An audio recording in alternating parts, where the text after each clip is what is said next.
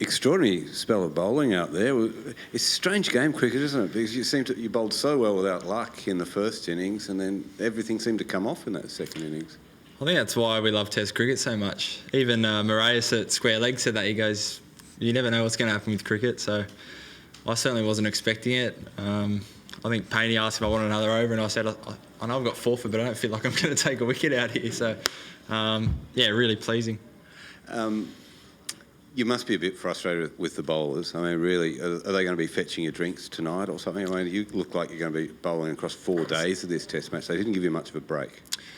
Did I say bowlers? Bowlers, yeah, batters. I meant batters. You know what I mean? Yeah, obviously not ideal. I think this morning we turned up and kind of all hoping that we would have our feet up, kind of have a big dent into that first innings score and be on our way to, being right in the game or, I guess taking the result away from them. It's just one of those things. It's still a young batting group. They're all see them training for hours and hours trying to get better, and Alfie, the coach, just talks about batting non-stop to them. So they're all trying their best. I guess it's just one of those things today that it didn't come off, but obviously not ideal.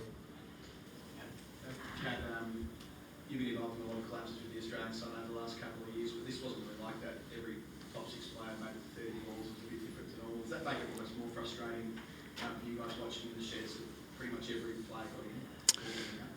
Yeah, I think what we saw from Indians' first innings was Pujara and Virat when they got going, just their temperament. They just paced their innings pretty much the same the whole way out, whole way through, and just absorb the pressure so well. And I think that on this kind of wicket, it's kind of hard to score runs. You're gonna have to face a lot of balls to get your big scores. And it was one of those wickets where you did the hard work early, and that's where you got to cash in. But to cash in, you just got to keep absorbing as much pressure. And evidently probably didn't do that today. But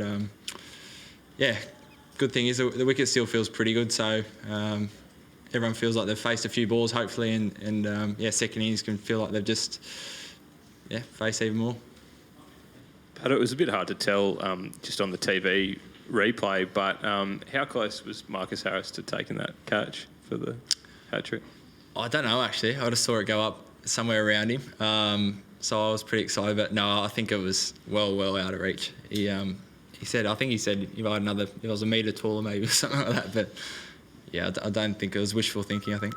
Have you got hat-tricks before? I've got 2. I got one in second 11 and one in grade cricket or something. Yeah, one in second 11. Joe Burns was my third wicket. I bowled a slow ball and he ducked underneath. It was a full toss and hit the stumps on the full. So that's probably my favourite one. Physically, how are the bowlers going, Pat, after all that? I was pretty tired after yesterday. Pretty exhausted. I think the good thing coming to this series was I felt really fresh, and the first 2 tests didn't feel like I had massive workload. So, I feel tired, but I haven't felt like this for a while. So it's probably a pretty normal feeling, to be honest. But hopefully not too many overs tomorrow, and then we don't have to bowl last this game. So hopefully a 4 or 5 day break before Sydney. But a bit tired, but nothing too serious.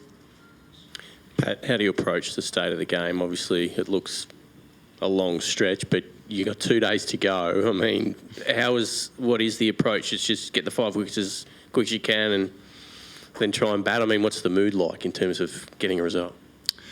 I haven't really spoken since we got back. I know when we went out there, Painey just said, let's just try and make it every run as hard as possible for them to get. Obviously, the longer we can take it, the less we need a bat.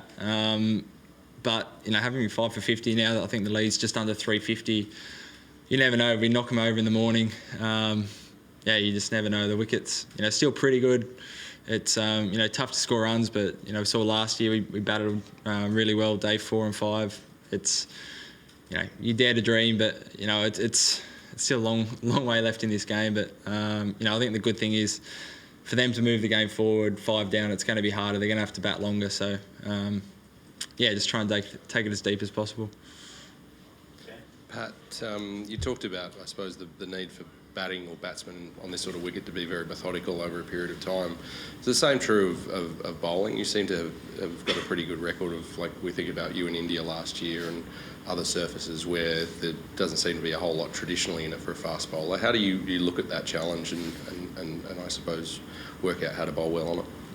I think the thing we've spoken about is just trying to shut down the scoreboard. It doesn't feel like a wicket where we're going to, Channel's going to snick them off. Doesn't feel like, even times bowling wide to them doesn't, you feel like you have to be really right on the money, or else, a cut shot or a drive's a pretty easy shot. So just feels like got to bowl really straight, shut down the scoreboard, and I guess through pressure of maidens and tight overs, get the wicket. And I think another thing is sometimes on the slower wickets, the short ball is actually more effective than sometimes on the quicker wickets. It's a bit sometimes harder to duck underneath, and don't know whether you kind of try and ride it or play a cross bat shot. So really the plan's just been trying to bowl as many good balls as possible with the odd bouncer to try and, I guess, keep it moving, and hope that you get a glove every now and then. But it doesn't feel like a wicket where you can get too funky.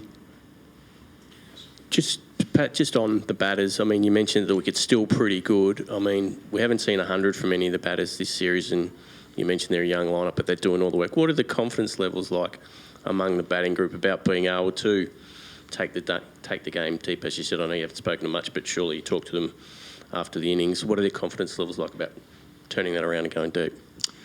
Yeah, I have no idea, to be honest. I haven't spoken to them. I know, coming to this game, someone like Marcus Harris, he scored a 200 out here, start of this year. Lots of the boys have batted a long period of time this season, so it doesn't feel like anyone's out of form or anything like that. I think it's everyone's still quite new to Test cricket. There's no real experienced heads there, and don't know to be honest. Sorry. And after the first 2 days when it took real hard work for bowlers, just 7 wickets, but is there anything that explains a day like today? I think today it probably got a little bit more up and down than the first two.